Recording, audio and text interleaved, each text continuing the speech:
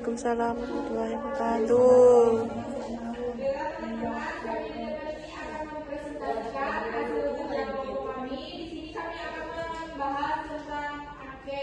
Dan di sini perkenalkan saya Widya Pusita Febrianti, saya Lestari. Dan di sini kami akan menjelaskan pengertian angket. Yang pertama ada pengertian angket. Angket merupakan salah satu alat atau instrumen pengumpulan data yang digunakan dalam kegiatan penelitian. Jadi biasanya kalau penelitian ini biasanya menggunakan angket, apalagi kalau kualitatif ya. Kualitatif biasanya pakai angket ya. Angket berbentuk rangkaian pertanyaan tertulis yang disusun secara sistematis dan diberikan kepada responden. Responden ini kayak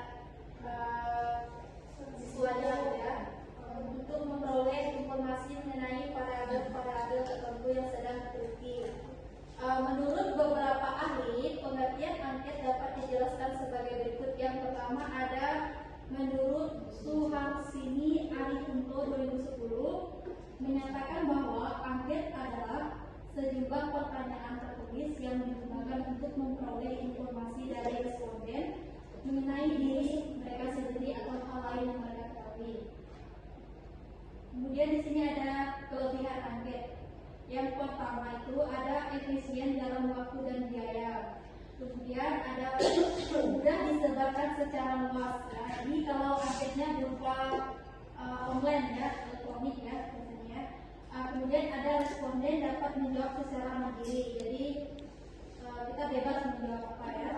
Mudah dalam pengelolaan data. Kemudian ada standarisasi pertanyaan, anonimitas dapat dijaga. Ya. Kemudian ada kekurangan ya.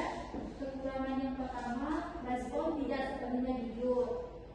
Kemudian tingkat pengambilan rendah. Kemudian tidak bisa menggali jawaban secara mendalam karena dia terbatas biasanya. Kemudian kesalahpahaman terhadap pertanyaan. Kemudian ada keterbatasan jawaban. Yang selanjutnya saya di sini ada penyusunan angket, cara atau langkah dalam merancang angket. Yang pertama yaitu menentukan informasi yang ingin diketahui secara spesifik. Langkah ini memastikan bahwa riset memiliki pemahaman yang baik tentang suatu isu penelitian. Yang kedua itu menentukan jenis angket dan metode administrasinya. Yang ketiga menentukan isi dari masing-masing pertanyaan. Yang keempat menentukan banyaknya respon dari setiap pertanyaan. Yang kelima memilih kata yang digunakan dalam setiap pertanyaannya. Menentukan urutan pertanyaan, menentukan karakteristik visi angket, uji kembali langkah 1-7 dan evaluasi, dan yang terakhir melakukan uji awal atas angket dan evaluasi. Administrasi angket. Langkah administrasi angket adalah sebagai berikut. Yang pertama, tahap persiapan yang terdiri dari penetapan topik, penentuan variabel, penentuan indikator, penentuan prediktor, penyusunan pernyataan atau item. Yang kedua itu ada tahap pelaksanaan yang terdiri dari mempersiapkan angket, menetapkan kapan angket disebarkan, menerapkan hasil angket, dan yang tahap terakhir itu tahap analisis hasil yang terdiri dari pengelompokan variabel yang akan ditabulasi, penyekoran jawaban, presentase, kesimpulan dan penginterpretasi hasil, dan terakhir itu pelaporan dalam bentuk mobil. Nah, di sini juga ada skala pengukuran angket.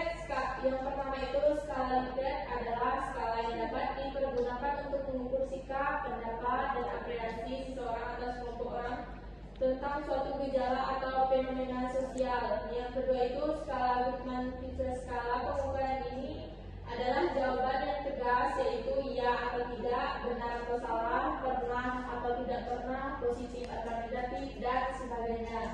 Dalam skala Guttman hanya ada dua interval, yaitu setuju atau tidak setuju.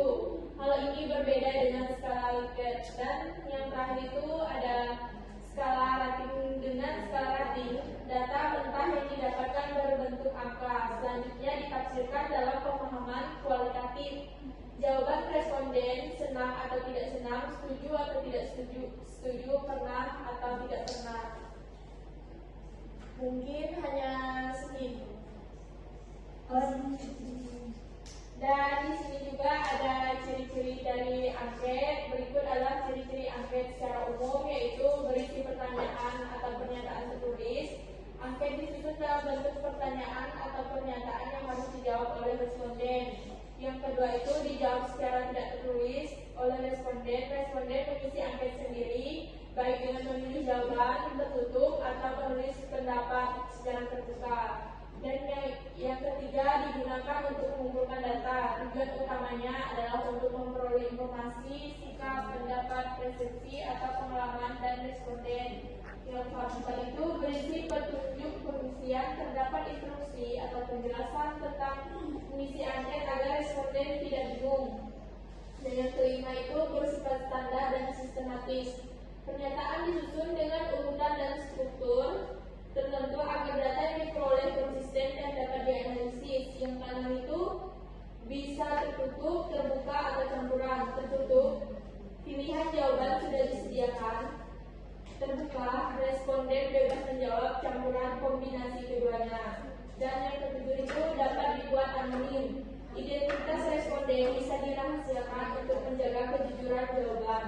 Dan yang kedelapan itu efisien untuk jumlah responden besar, mudah disebar dan digunakan untuk banyak orang dalam waktu yang relatif singkat. Saya akan menjelaskan contoh dari anketnya ya.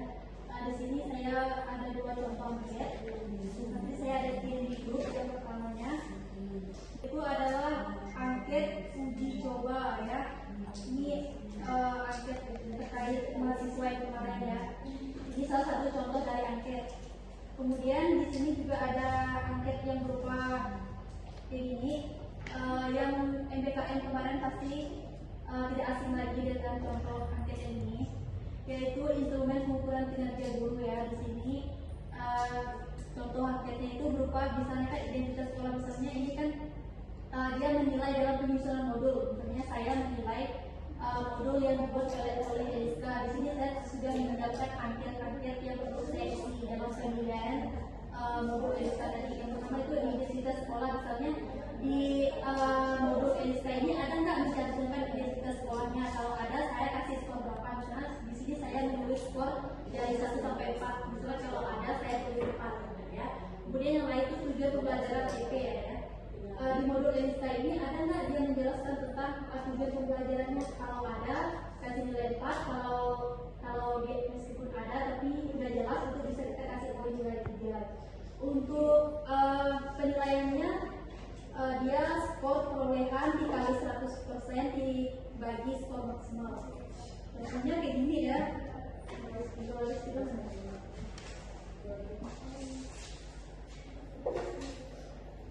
Ini contoh angket instrumen penilaian kan. Karena kalau teman-teman ingin menilai kerja seseorang, menilai sikap seseorang juga bisa pakai angket ini ya.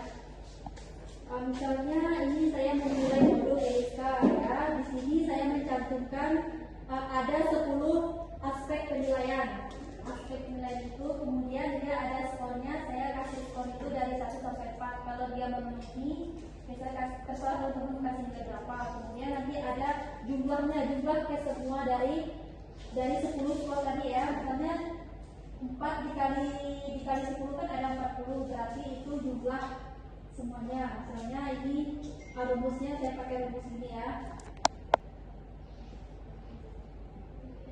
Misalnya tadi Eliska dapat skor maksimalnya itu 39 misalnya ini ya.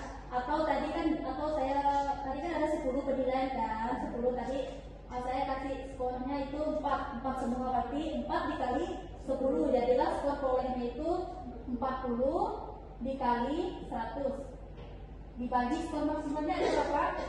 Tadi ada berapa? Saya kasih nilai 4 ya, jadi dibagi 4.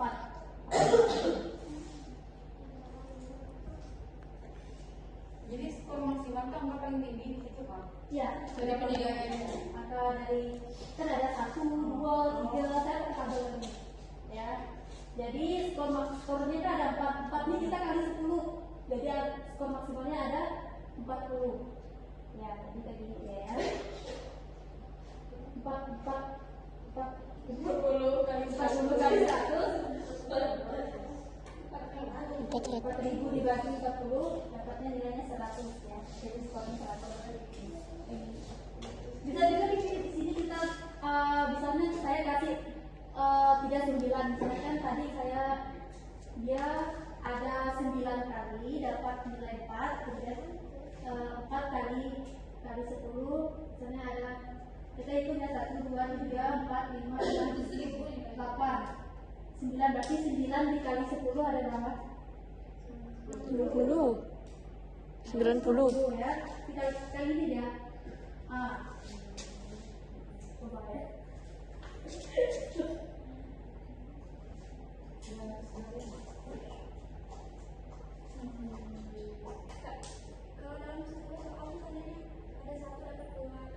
Dihitung juga ya, misalnya dihitung kan, misalnya ini kan 3, 4 tambah 4 berapa, kemudian nanti kamu ada kasih 2 kan, ditambah 2 berapa, misal satu, dari skornya itu semua gitu.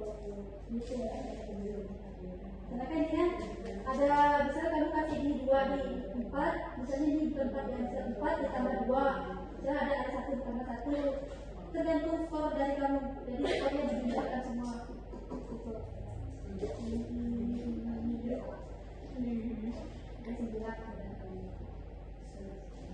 Nih, misalnya kayak saya kasih 4 tambah 4 ada berapa? Tambah 4 lagi 12. Kemudian di sini saya ada kasih nilai 3, berarti tambah 3, jangan tambah 4 ya. Berarti tambah 3, tambah 4, tambah 4, tambah 4 lagi. Seperti itu ya, seperti pokoknya skor maksimal ini, skor peroleh ini dijumlahkan. Dari misalnya saya ingin kasih penilaian identitas sekolah ini tadi tidak ada, misalnya saya kasih nilai skornya 1, berarti 1 ya, itu 1. Kemudian ada tujuan pembelajarannya itu, misalnya saya kasih 2, berarti 1 ditambah 2, seperti itu ya.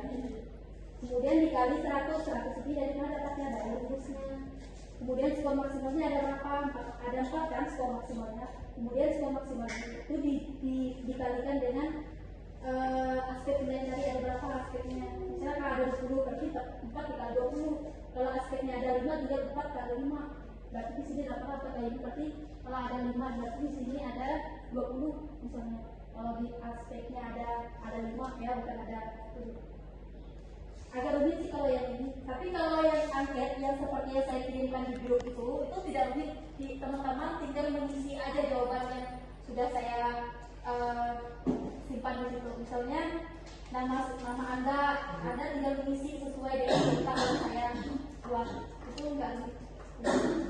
Banyak ya jenis-jenis angket ini banyak. Perkenalkan saya Putri dari ini saya kan saya yang contoh saat tadi itu nanti kan kakak kan seandainya minta untuk semua mahasiswa itu bantu siapa nah bagaimana cara kakak untuk merealisasikan penggunaan angket tersebut mungkin ada sebagian mahasiswa yang nggak mau ngisi gitu karena cara kakak meyakinkan mereka untuk ngisi angket tersebut Caranya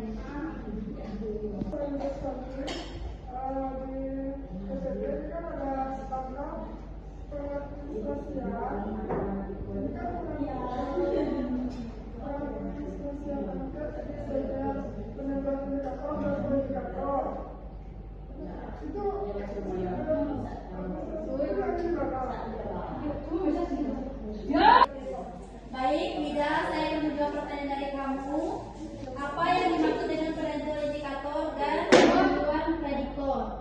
Yang pertama itu ada penentu indikator. Indikator adalah unsur-unsur atau aspek spesifik yang digunakan untuk mengukur suatu variabel. Contohnya, contohnya kamu ingin mengukur variabel motivasi belajar. Jadi indikatornya itu ada terdiri dari yang pertama ketekunan dalam belajar, yang kedua itu antusias dalam mengikuti pelajaran, kemudian ada kesiapan menghadapi ujian, ya. Kemudian ada penentuan prediktor.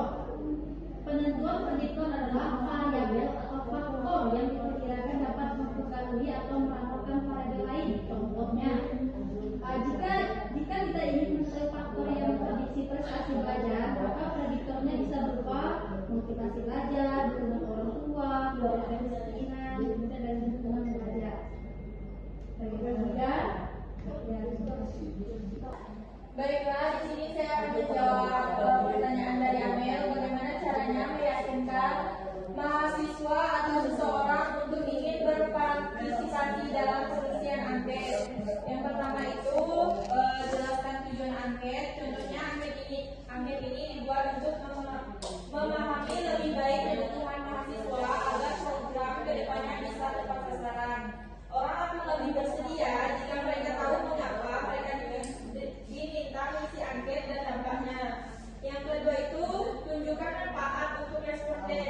Contohnya itu, dengan mengisi angket ini, kamu bisa ikut andil dalam untuk dirinya sendiri.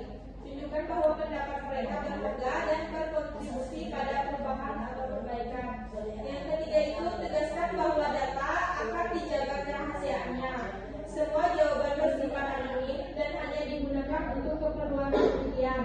Hal ini penting untuk membuat mereka merasa aman dalam menjawab jujur. Dan yang keempat itu, buat akses dan pengisian angket semudah mungkin. Jika angket online, berikan link langsung. Jika angket fisik, sediakan waktu dan tempat yang nyaman. Yang kelima itu, gunakan pendekatan personal. Contohnya itu, jika mengirimkan ada secara langsung atau lewat pesan pribadi, bukan hanya lewat pengumuman umum.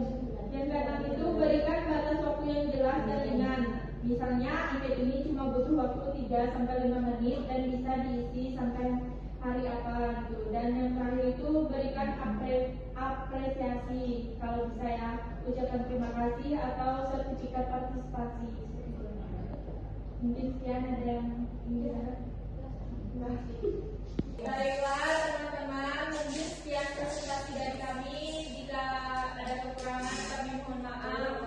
Mungkin terima kasih untuk teman-teman yang telah berpartisipasi